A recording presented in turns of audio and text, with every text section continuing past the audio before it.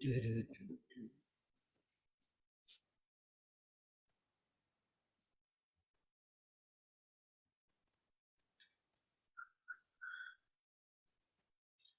give it a few seconds. Good evening, guys. Welcome to Live and Undrugged episode 19. As always, sponsored by Armour Scaffolding and No Means City Clothing. I'm here with author, soldier, hero, Paul Boggie. Cheers for coming on, Paul. It's great to finally have you on and to share your story. So let's go back to the start, mate, and where it all began. Thanks for having me on, Jack. So like Jack said there, I've got a copy of my book, Heroin to Hero. The reason that book came around was obviously the title. I was a heroin addict, but I'll go slightly further back because I know Jack will want to go back to my childhood. I grew up in Edinburgh. I'm the second eldest of 4 boys. I had a good upbringing, strict parents, integrated into a gang from as far back as I can remember. For me back then, it wasn't a gang, just a bunch of friends. Just that sometimes there was 40 or 50 of us, but it was just friends that stayed in the area, friends you went to school with. Nothing really bad happened. But then obviously as young boys, get older, people start to rebel and, and that's when crime started being committed. I wasn't a bad lad. And I can say that with a straight face. If I had committed some horrendous crimes in life, then, I would be truthful and hold my hands up to it. Sort of things that I'd done. I was a firebug. I was a little arsonist. I just liked lighting fires everywhere I went and smashing windows, I suppose, as well. Never really got any more serious than that for me. There was always drugs, alcohol on the scene for an early age. I tried alcohol. I tried cannabis. People were sniffing glue, buzzing gas. And that was just normal. It was just like everybody was doing it. A lot of the gang members were older. They were in their mid-20s and we were 12 and 13 years old. So to access alcohol was simple. They were old enough to go to the shop to buy it. So we didn't have to worry about fake ID, trying to make ourselves look older and all that sort of stuff. Then jumping ahead slightly to the age 18, the area that I stayed in was absolutely flooded with heroin, and it caught everybody off guard. Families included, people that you would never imagine would ever be taking that drug ended up taking it, and they're still taking it to this day. I seen one of them last week and he looked really, really, really bad actually. And, I'm coming up 17 years off heroin. And I suppose when I looked at him when I was in the car, he was at the bus stop as I drove past, and I looked at him and I'm not sure if he's seen me because it was about out of his face. But I remember thinking, imagine if I wasn't able to break away the way that I did, would I look as bad as that if I'd done another 17 years on heroin? Would I still be here? That's the reality. Would I still be here? So I was my addiction only lasted for 7 years. I say only because a lot of the people that I grew up with are still on heroin now. some have died, and those that have survived are still on the drugs. Very few broke away. And so 7 years, it seemed like an eternity back then. But when I look at it now, it was a small portion in my life where I was down and out. I had given up on life. I didn't have a future. Drugs were going to kill me. It was only a matter of time, and I accepted that. And that was the reason why I just stopped trying. And I suppose it's the reason I stopped caring and stuff as well. Then I attended a course through Sirenians about the mind. This course, Jack, was absolutely crazy because it's nothing to do with addiction. Nothing to do with addiction whatsoever. And I remember sitting on the course laughing at this American psychologist telling me that I've got the ability to change my life. Bullshit. Who is this guy? Who does he think he is telling me that I can change my life? No, I can't. I've tried. I'm a heroin addict. I've relapsed 13 times. I'm going to keep relapsing until I die. So who is he to tell me that I can change my life? And I remember being super critical of that boy. For that week, we worked through this course on the power of the mind. I thought I had deflected all the information that was coming in for that week about negative people, negative influences, and all that sort of stuff that goes along with mindset. And then, like I said, on May the 14th, I'll be 17 years off heroin. And I remember the morning that I woke up as normal, methadone on the table, tablets on the table, cannabis on the table. I'd had heroin the night before. Everything was the same as what it was every other day, mostly. And make a milky cup of tea so I can swallow all my tablets really quickly. And that morning I went and put the kettle on, and something was different. I remember walking, I had a skimpy pair of boxer shorts on. I remember walking up to this, I had a big mirror above my fireplace, and I was under 8 stone at that point. The doctor had told me malnutrition will kill you before heroin does, Paul. You better start eating.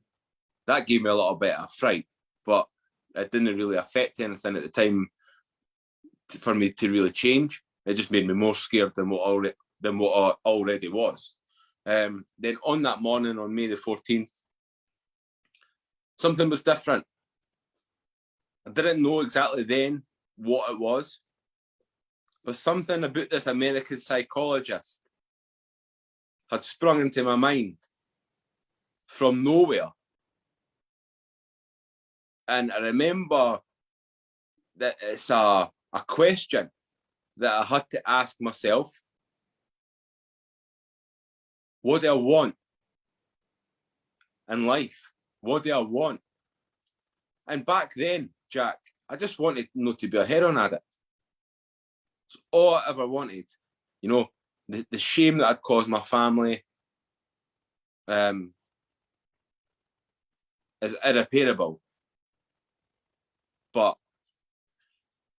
that was all I wanted. You know, I just wanted not to be a heroin addict. And when I walked up to that mirror, I put my nose on the glass of the mirror. I looked at my eyes. I looked straight into my eyes, and I said, don't fucking ask for heroin ever again, because you're never getting any.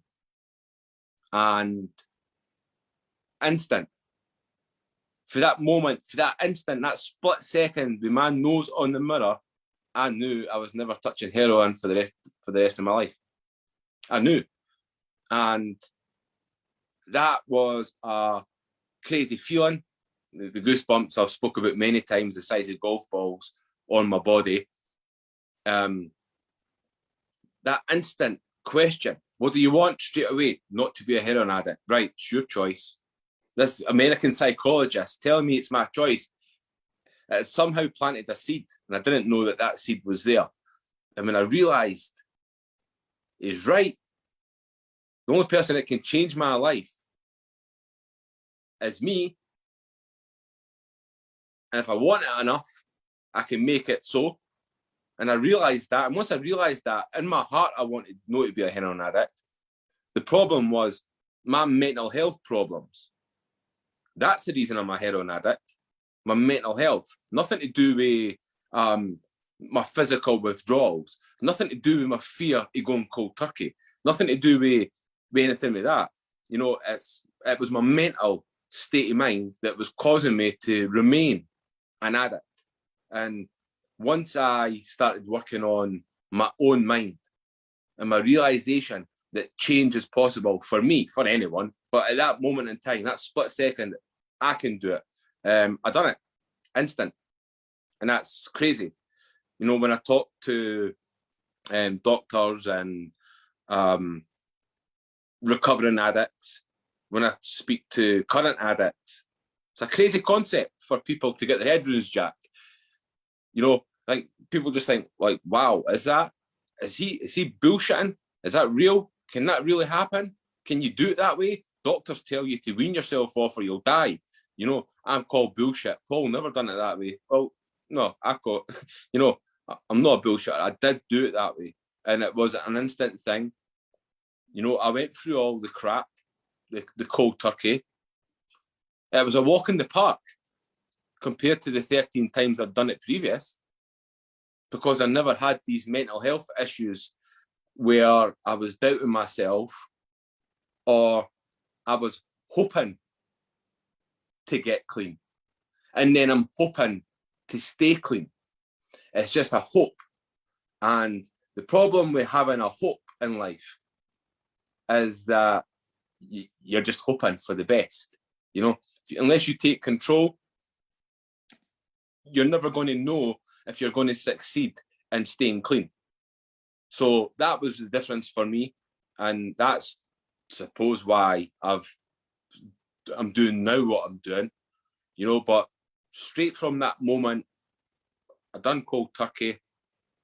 I started running all around Edinburgh, Forrest Gumping it everywhere, music in my ears, and I just ran. Then started doing weights. Then I took up boxing. The boxing helped massively with my anger management. I got extremely fit. And then I got a job, was back working again. Then something was missing. I've got this newfound fitness, this newfound body where I was like, you know, quite ripped. I was like, geez, look, the muscles like popping out me and stuff. And I was like wearing tight t-shirts and catching glimpses of myself in a mirror where I used to be a little skinny rat like that, you know, and hated looking at myself in the mirror. And I'd be walking past the supermarket window. It'd just be the reflection on the window. And I'd be standing there, I'd be like, look at the size of you. Like, kind of, it was like that feel-good factor. And it was like, I need to do something with my life. Like, let's do something. Anything. No disrespect to people that work in a supermarket. I didn't want to be working in a supermarket for the rest of my life. I felt I need to do something. And again, this American psychologist was very much a part in my mind back then as well. What do I want? And that, my only answer is something different. So I looked at being a fireman. The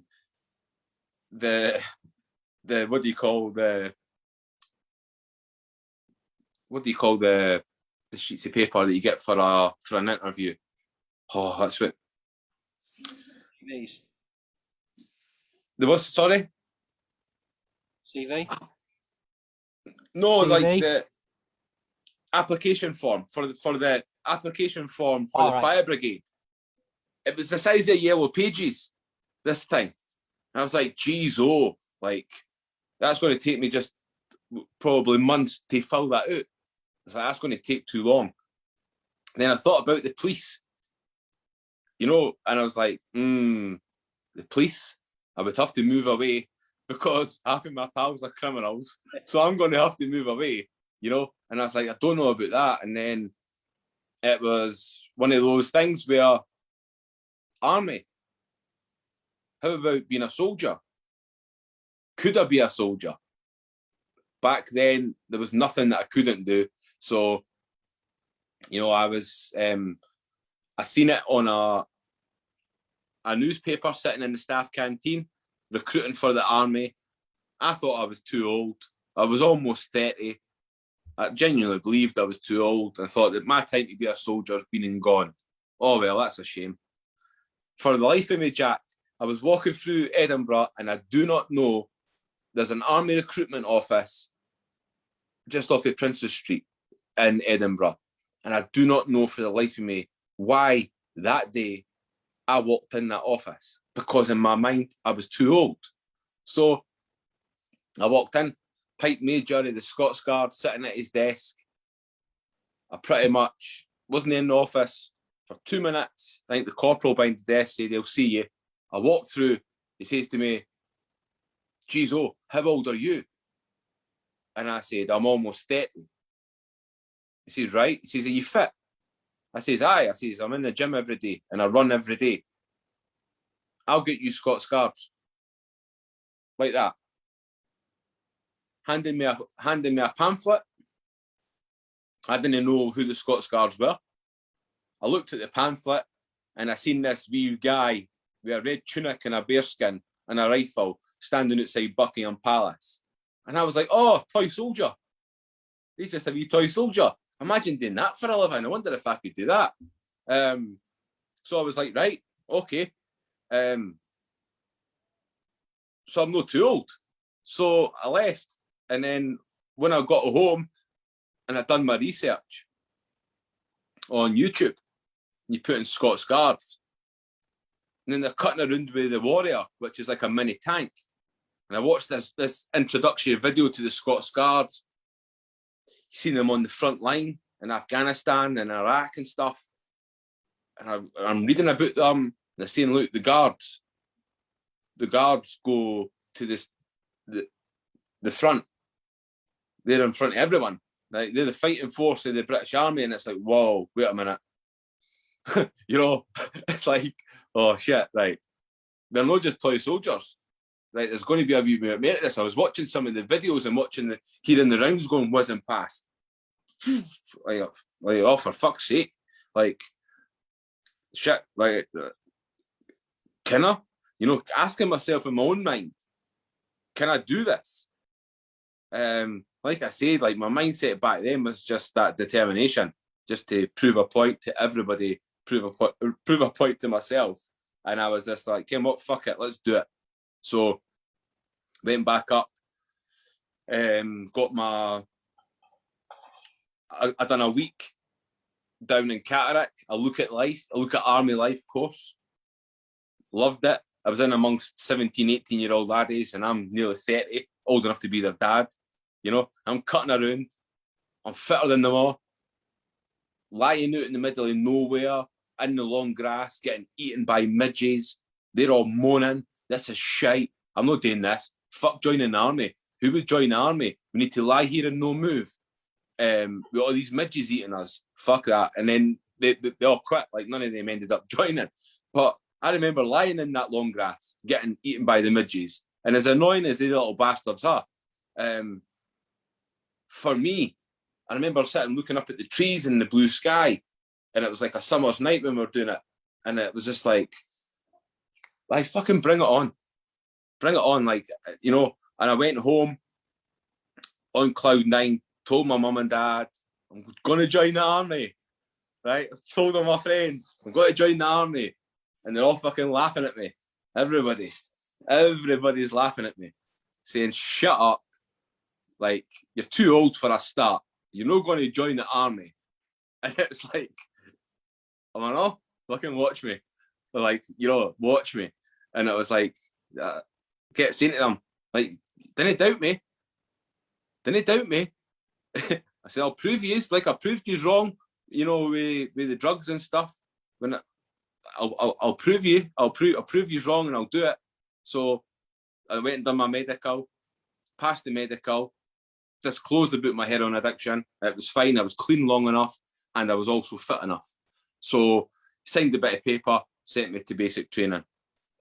I had 5 amazing years in the army, but unfortunately, I was in a serious car crash where I broke my back and crushed my spine. So I was medically discharged in 2015. And as a result of that accident, I'm left on fucking copious amounts of tablets, opioid tablets, tramadols, codeine. Then I'm on these gabapentins and pregabalins and fucking amitriptylines, nortriptylines. And the military doctors knew about my heroin past. But there wasn't any alternatives other than these opiate tablets. So I went back on them. And it shouldn't be a shock to anyone that I became addicted. Because it doesn't matter if the doctors give me drugs or I buy them off the street. Your body doesn't know where the fucking drugs have come from, you know? Your body doesn't say, right, well, I'm going to be addicted. I'm only going to be addicted to street drugs. But the ones that the doctor give me, the doctor's going to give me them so that it'll be okay. It doesn't work like that. So I became addicted to these drugs.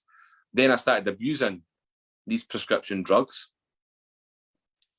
justifying it to myself in my own mind because I'm in a lot of physical pain every day with my back. I'm justifying it. Then I start smoking cannabis. Then that gets out of hand. So now I'm taking a lot of opiates and I'm having a big fat joint at night time.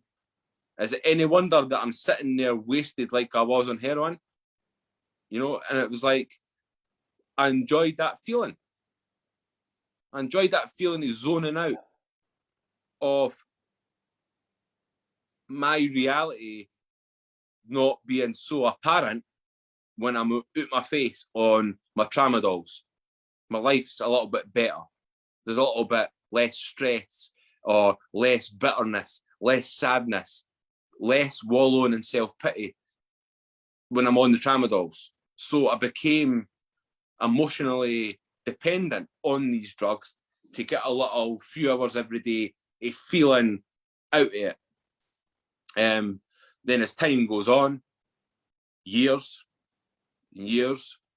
I sort of giving up on life again, and I was starting to get a lot of physical symptoms, pains in my chest, migraines every day, pains in my gut. Like, you're going to get that when you swallow all these paracetamols, 8 paracetamol a day, 8 codeine phosphate, or 8 tramadols a day. You know, it takes an effect on the body. So I knew where the pains, what was causing the pains, but I had no way out. The doctors and spinal specialists and white coats had told me, accept it. You're on tablets for the rest of your life, Paul. That's your reality now. You can't be a soldier. You're going to have to deal with it as best you can. And I remember having that conversation with him, the spinal specialist, you know, and I was like, right, okay, right, cheers, sir. I see you later. And I just given up again. Then I had a breakdown about 1.5 years ago. And I had become sad, but not suicidal. I've been suicidal in my life, and I wasn't suicidal during this breakdown that I had recently. I was just sad and depressed and withdrawn from society, withdrawn from family and friends. I went nowhere. It was me and my wife. That's it. For years. And that's the way I liked it. People are going to judge me. People are going to think I'm back on the smack. people are going to look at me and say, "Oh, look, he's not looking too well. Bet you he's back on the smack." And I had that fear, paranoia, that was causing me to hide in the house, missing weddings, missing funerals, and then lockdown hit. And it was like my wife come in and said, "Oh, see, we're in lockdown." And I'm like, "Yeah, for how long? 2 weeks? Well, what the fuck am I going to do in 2 weeks?" Know that I was going out the house anyway. So I was like, you know what? I'm going to do something. Give me the book. So I had a big folder with all the stuff that I've been writing since the age of 18. No, for 18. From my early 20s, I've been writing. And I've been collecting all these bits of paper. So I got it. I sat up for 3 days and 3 nights on the chair over there, drinking stupid amounts of cups of tea. And I sat with the music on and I wrote and cried loads of times during writing the book, to the point where I was drowning the sheets of paper that I was writing on in tears. And it was like, I'm writing about my heroin addiction and reliving all those horrible feelings of shame and guilt. Then I start writing about how I got myself better. And an amazing thing happened when I'm writing that.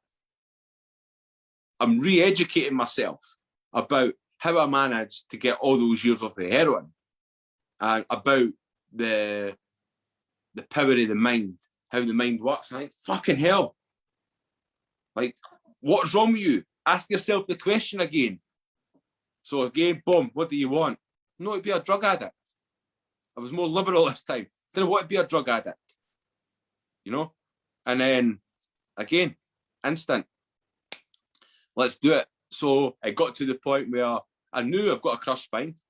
I didn't know if I was going to manage the pain without the tablets, because I'd never tried it. For the day I broke my back, I've been on tablets. So there's only one way to find out how capable I am. And continuing to write the book, instantly started to reduce on all my tablets. Space of a couple of weeks, I had dropped off my opiate tablets, and my back wasn't any worse. So I was like, well, this is amazing. I was angry at all these fucking white coats and army doctors that told me that I had to be on drugs for the rest of my life. I got angry and I was like, why the fuck? I've wasted so much of my life. And then it was like, oh, I'm going to get better. I'm going to get better here, and I'm going to blow my top. And I was like, who's that going to affect? It's going to affect my wife, of course. It's only going to affect me. It's going to be like really bad for my recovery. So that lasted a day, and I thought, you know what? It's happened. I can't do anything about it. And then I just worked on my recovery. The cannabis was the next drug, started tapering off. I bought CBD online, the legal stuff that doesn't have the THC. So I bought that, and I was starting to smoke that as a replacement. It didn't work at first. So I really just decided just to stop. And then it was quite difficult stopping the cannabis. Really, I think maybe just as difficult, if not more difficult, than stopping the opiates tablets at times. Really was affected by the cannabis when I think about it, but I was determined. I'm getting drug free here, and there's nobody stopping me. So I done it, and that's me being over a year drug free now. And I'm sitting here in front of you now in absolutely agony with my back, because I'm hunched over at the camera, right? Because I'm sitting like this at the camera. I should be sitting like this, but I don't know if you can still hear me so well, right? But if my wife comes down, she'll say, well, sit back. Sit back in the chair, idiot. Right, aye. So I should be sitting like this, right? Sorry. Yeah, Aye, fine, mate, so, I can hear you from there. so, you know, that was how I got to this. And then I thought, I'm going to donate all the profits of my book to homelessness in Scotland. I'm going to go on a mission in life, a solo mission to do some good. Yeah, I care about the homeless. I don't believe that, you know, I can help the homeless as much as I can help the addicts in this world. I can sell my book, and I can sell as many copies in my book as I can, and I can give all the money away to help the homeless. That's what I can do through writing words on a bit of paper. But what can I do as an individual? You know, and it's what can I dedicate my life to? So I'm doing I've got loads of charity events and stuff lined up, Jack. I done a boxing event last year with Ben Jones and the professional boxers, PGA Tour golfer and an Olympic runner. And I've got more lined up for this year. I've got snooker events lined up and stuff. I can do these charity events. And like that, the money for these events is going to help the homeless people. Because that's what they need. They need money. They need house. They need a house. They need, you know, a forever home. And the only way for these people to get that is through money. So we'll not go into that because that'll send me off on a political rant, and I didn't want that for you.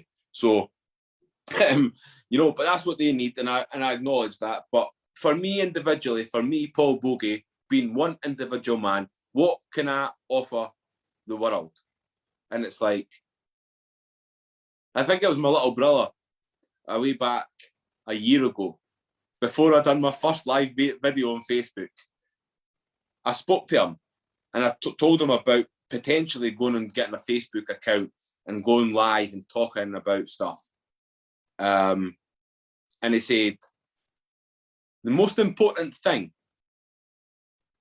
over and above anything else, bro, you need to have a story.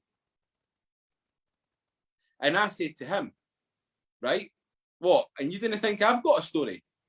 Like, I got like sort of defensive when he was saying it to me. And he was like, no, bro, of course you have. Like, you know, for where you were to go and join in the fucking army, of course you've got a story. I was like, well, thank you. Like, I'm glad you feel that way, because that's what I'm hoping that other people that don't know me, like yourself, Jack, to be fair, you know, people in the world that had no idea who I was, becoming aware of who I am and what I'm trying to achieve with helping the addicts of this world. And I say this world because, like, you know, like yourself, I mean, I'm on, this is podcast 21 for me, that I've been a guest on 21 podcasts all across the world, from India to New York to Florida. So I'm getting out there, I'm getting my story out there, and it's helping people understand that change is possible. You know, that's it. That, over and above everything else that I'm doing in life, people have to understand that change is possible. It comes from within us. Go and fucking get it, is what I say to these people. If you want it bad enough, go and get it. And don't listen to other people or negative people or people laughing at you. You go and do what you want to do in life and achieve your dreams and goals. And that's it.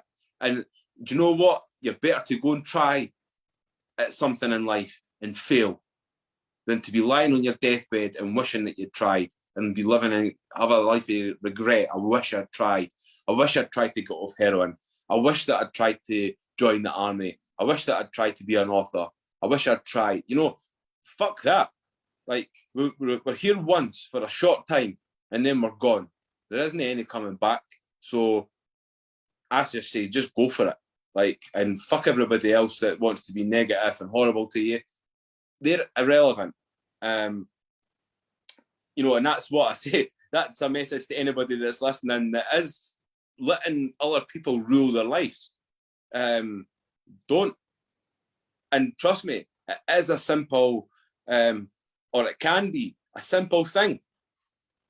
You know, it's your mind. Open your mind up to the possibility of change, and anything is possible, regardless of what state you're in your life. Any state, any age, any colour, any religion, doesn't really matter. It's there for everyone, and it's your mind. If you've got a narrow mind and you believe you are a certain way, you believe that you can't change, you know, you're going to be stuck in the same rut for your whole life, going round in a circle, you know. And it's like, I think I explained like being on a bus, going round the same route every day, goes to the same stops, comes back to the terminus, goes to the same stops. Get off the fucking bus and get a taxi, is what I say, right? Get a taxi and tell the taxi driver where you want to go in life, you know, and jump in the back of that taxi and fucking go, right? And you know, if the taxi breaks down on the way to your destination, so what?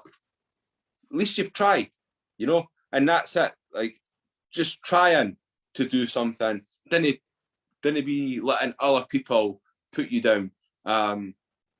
Aye. So in a nutshell, Jack, that is the life of Paul Boggie. I don't know how long that took me to get that over to you, but probably how many minutes, Jack? About 50. 50? Fucking hell, yeah, man. about 50 minutes. I'm slacking. That's all right.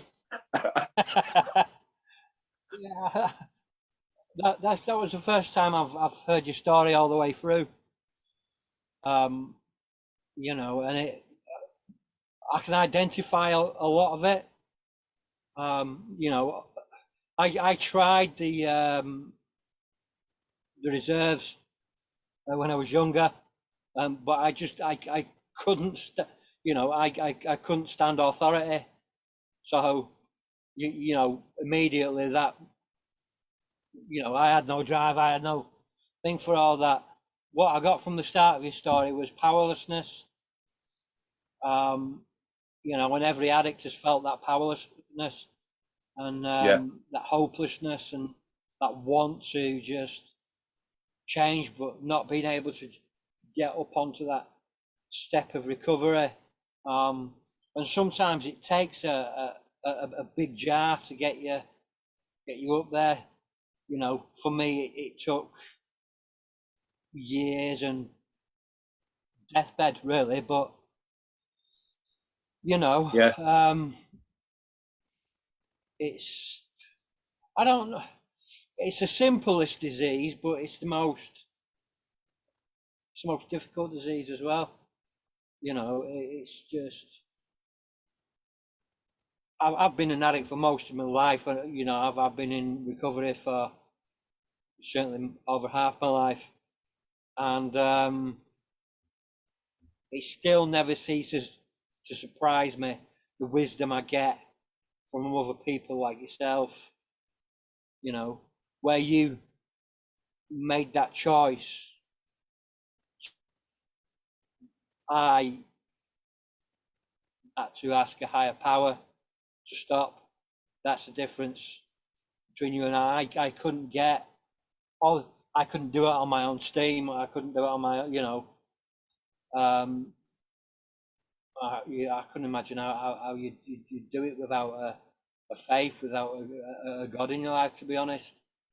You know, that's me, my faith, because I need a higher power to sort of ground me. But, you know, I asked him to take it away, and he took it away. And you know, it was simple. He took it away there and then, and you know, I haven't used it in almost 7 years. You know, 6 years, 10 months, and Brilliant.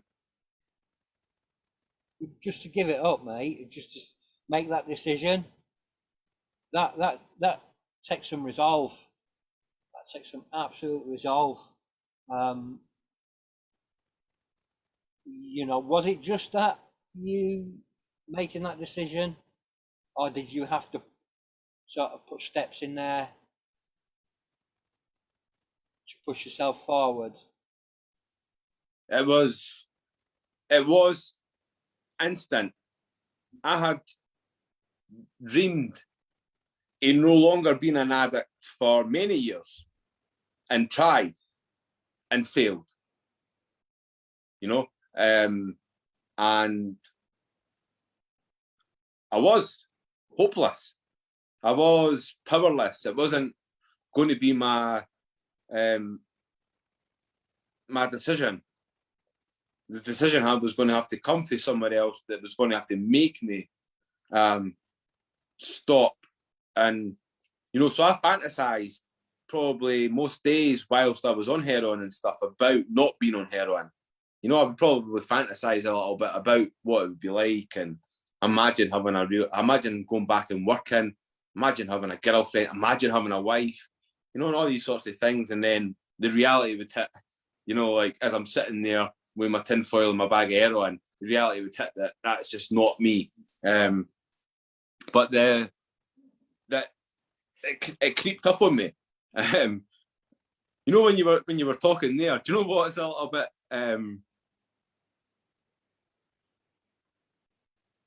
a title, my title in life. Obviously, I'm a husband and I'm a dad and stuff. But in recent times, you'll know because you're an author. You get that title of being an author. It's a proud moment. It's a proud moment, right? A title of being an author. And last week we were talking about like an influencer. People were calling me an influencer, not in your typical social media terms like jumping around with Reebok trainers, but having the ability to influence people. And again, to go, I've got your question, and I am working to it. So I've been thinking about it myself, and what I do in life now is I plant seeds in people's minds, like this crazy American psychologist done to me. Bearing in mind, I'm a heroin addict, I'm hopeless, I've fucking given up on life, I've been suicidal, I'm heavily depressed, I'm heavily medicated, and this American psychologist is telling me that change is possible. Unbeknownst to me, he'd planted a seed in my mind, a memory. I didn't know that existed until that morning. So I suppose in a way I could be classed as a farmer jack. Like I'm the farmer, right? I'm a farmer that's fucking going out and planting seeds in people's minds in the hope that one day they water that seed in their own mind and realise the power that these individuals have got, that they're not useless. Doesn't matter what mistakes they've made in the past.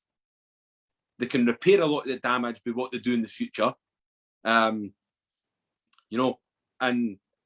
that's where I'm at. I just want to plant seeds. And that's what that guy done that for me that morning, is I put a little bit of water on that seed. And I heard them, like, change is possible. So it was very much an instant, like, don't fucking ask for heroin ever again. And I wasn't talking to anybody else in the mirror. I was looking straight in my own eyes, and I was talking to myself. And there's been many occasions over my life where I probably could have been sectioned and put in a fucking straitjacket for some of the shit that I've done, or for some of the shit that's went on, or talking to myself. Now, I advise people to talk to themselves. Self-talk is one of my greatest tools in my recovery, is my ability to self-talk and say, well, do you know what? If you go over to him right now and you punch his fucking head off, guess what? You're going to get the jail. right? And all the hard work you've put in life is all going to become undone, you know. And I'm not perfect, but I'm now so tapped into my own mind that I can see the error in my ways, Jack. Even now, you know, I can see the things that I do wrong, and when I do wrong, I try and learn from it. So, you know, that's why I'm in a good position, a strong position now, to be able to help these addicts, because these addicts need inspired for somebody who's been where they've been. Unfortunately, a lot of addicts have been suicidal like what I was. And you can write as many fucking books as you want about suicide. Unless you've actually prepared yourself to leave this earth purposely. You can write as many books as you want. You can't relate to somebody. It's the same with addiction. Talking about cold turkey, you can write as many books about heroin withdrawal as you want. Until you've lived that life, you know, it's a very difficult thing. And that's what I've got. I'm destined to be here. I'm not religious, Jack. You know, I'm an atheist. And many religious people believe that I'm doing God's work. And I don't rule that out. You know, I don't disbelieve, or I'm nothing negative to say about religion. I just don't know what I believe entirely. So it would be naive of me to put myself into a bracket. So people say I'm doing God's work. That may be the case. Unbeknownst to me, I might be doing that. It might turn out that one day in my life, something happens and God rocks up in my head and says, you know what? I was there. See that little person in your mind that's self-talking, that was telling you not to take heroin, that little person that was telling you not to get in a fight and all that time? That's me, and that's who I am. And, you know, would it make a blind bit of difference to me? No, it wouldn't. I wouldn't have a problem with suddenly becoming religious. Well, I would, you know, as long as I'm a good person and I'm in recovery and I'm helping other people through sharing my turmoil that I've lived in my life, then so be it, you know. Whatever I get branded, it doesn't really matter to me, or whatever becomes of me, I'm not bothered. As long as I'm doing good, I don't care. You know. I'm with you there, mate. I'm with you there. I mean, I do attribute a lot of my own to God, but you, you know, I mean, I can give credit to God where credit is due, but I have to give myself credit that I have actually done a lot of the work, and that's putting into the program. You know, I couldn't live without 12 steps, to be honest. Yeah. Though I don't meetings, you know, I find that whole thing difficult. I find people difficult. I find people in the rooms difficult. So I believe that when we've passed a certain way and we're into recovery, I believe that we can only get to keep the recovery that we have by giving it away. And that's why I do this. I know that that's part of why you do this, because I believe that we should be teachers. Even if we can't teach, we should teach, because we've been there, we've seen it, we've done it, we've lived in that cusp of society, and only we can understand the true turmoil that addicts go through, and it's difficult. You know, it is really difficult, and that's why I do these. That's why I try and get people on to share their stories, because that's a big part of recovery. Sharing your experience, your strength and hope, as you well know. So yeah, you've got a second book you're working on, haven't you? Yeah, I've been writing it today, actually, mate. So it was a week ago, 2 weeks ago, I started to writing the second book. I've learnt from the mistakes of the first book in the way that I write. It's all on the laptop. There's not a sheet of paper in the house that's got anything written on it. It's straight into the laptop just to make it easier to format. So I'm enjoying writing this time, Jack. It's like I mentioned to you earlier, you know, writing this flaming thing. Jeez, it was tiring. Like so many, just tiring. So many nights and days of crying and reliving my past, reliving that turmoil to think about what needs to be said in the book, and it was hard. This time round, the second book is a continuation of the first. So the first thing that I mention in the book is about my breaking free to become drug free, which I mentioned to you tonight. That's the first thing that I want people to know, because in this book, I'm still smoking cannabis and I'm still on all my tablets. So on the second book, you know, that's the first bit of information I want people to know is I done it. I broke free and I got drug free. Then it is the life is social media that I'm writing about right now. The social media is very much like drugs, or drugs. There are good points of drugs and there are bad points of drugs. If there wasn't any good points, nobody would fucking take any drugs. You know, mm-hmm. Cocaine, hallucinogenics, whatever drug it has a pro, but every drug has a con. And social media is a bit like that. That social media is amazing. It has loads of pros, and it also has loads of cons. So I'm writing in the book, and I've done the pros. People like Callum Beattie supporting me, Colin Lilly, Leo Gregory, Danny Swanson, Chris Small, Billy Lockett, all these people that have supported me over the last year on social media. I'm writing about them, and today I was writing about the negative side of social media, which put me in a bit of stinkery mood a little bit, because I'm having to relive these trolls, wankers, jealous people that I've got in my life right now. Many of them are still on my Facebook, you know. Like let's be truthful about it. Like not all I think I've got like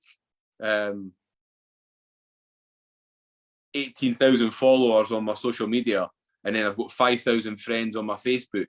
So there's like you think all those people, there's loads of people in there that fucking hate me and want to see me fail. And you know, and when I'm writing about it, and I'm writing about the sort of hate that I've had, smackhead, you went from being a smackhead to killing kids in a war that you shouldn't have been in, and I like, have you read the book? Like, you know, just that judging a book by its cover. And I've just had a whole load of hate for people.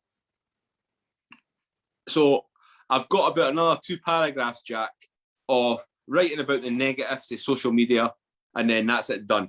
That can get the fuck out of my head and put aside. Then I'm going to be doing the boxing event. Then I'm going to be talking about podcasts, which you will be mentioned in. So it won't be a big mention, Jack, right? But your name, obviously, I need to ask your permission. You gave me a thumbs up right now, so I'm going to take that as your your signature that I'm allowed to mention your name. You know, yeah. No, that's fine, mate. That's fine. You know, writing about doing podcasts, and how exciting they are, how nerve-wracking they are. Certainly initially, I don't give a. I'm a seasoned veteran now. with these, so I'm not nervous at all. You can probably tell. But at the early stages, I remember shiting myself, like really, really getting nervous, sweaty under my pits, really bad, and sitting thinking, whoa, what are they going to ask me? They're going to ask me, they're going to try and trick me, they're going to try and trip me up, they're going to try and, thinking, what are we going to talk about? And I soon realised, as long as I be myself and talk about my life, which is what people want to know about, I can't go far wrong. It's one of those things. If I was telling a lie, I would have to keep reconfirming, like rethinking about this lie that I've told 100 people this lie, and I've told another 100 people this lie, and then I'm going to tell more lies. And then you need to cut. How fucking tiring? How tiring would that be if you've got to keep track of all the lies that you've told? Fuck that. But so I just be honest, brutally honest. I'm happy to talk about heroin addiction.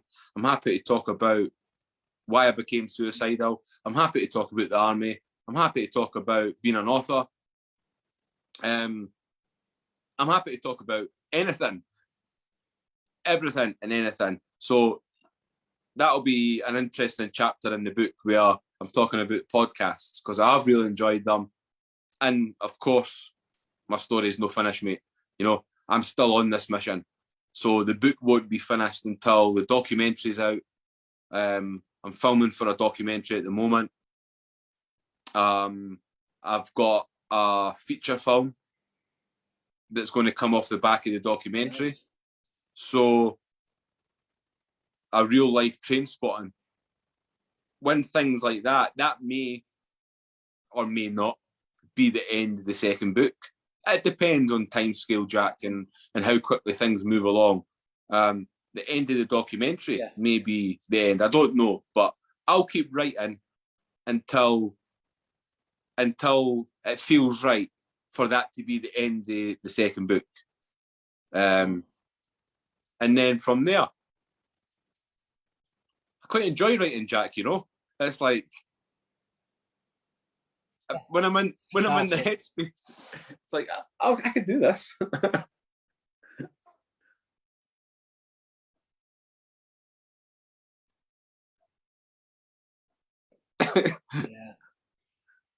Yeah, I find it cathartic. Yeah. You are freezing a bit, mate. I do apologise if there's a bit of a lag. Oh, the internet must be temperamental again, is it? Yeah, it's dropping a little bit, but it'll be all right. We'll get through it. Yeah. I mean, I love Leo Gregory. He's a really nice man. He has my second book that I sent him. He's a good supporter. We started this journey of podcasting around about the same time, and I remember the first podcast we did together was kind of our first one with just two people on live, and it was the first time that I sort of got truly honest, and shared my full story over Facebook. So, why would I say no to you putting my name in there? That whole interview was the birth of The Accidental Journalist. That was the seed that you planted or helped to plant in my head that said, actually, I could do more of these, and I could share some of that wisdom that I've had given to me. Yeah. So, you're right about the seeds, and you're right. You are kind of like we are kind of like farmers, um, popping those seeds out and just hoping that some of them come into fruition. You've certainly inspired me a lot in your journey. I can only hope to get even one follower behind you. That would be phenomenal. But I've got so much respect for you, mate. It's just to see you going from that first sort of podcast to the way that you're going now, and everything that you've done, documentary, the film. I wait with bated breath. I'm really looking forward to seeing you shine. It's been great watching your journey. It's been a real pleasure. I think what I'm going to do is I'm going to wind this up. I'll take it off live and we'll have a quick wind down. Chat, yeah, if that's all right. Yeah, of course, mate. Aye. Cool. Brilliant. Right, guys, thanks for tuning in as always. We do have one next week. Next Tuesday. We have two next week, actually. We have Mama Rimba on Monday, talking about his life. And then we have, let me just have a look through, I believe it is Aidan Martin. Who's agreed to there you go. Come on and speak. So that'll be on Tuesday, both at 8 o'clock. Same place, same time. So I'll see you then, guys. Thanks as always for tuning in. Thanks for your comments. We shall be looking through them momentarily. Cheers, guys.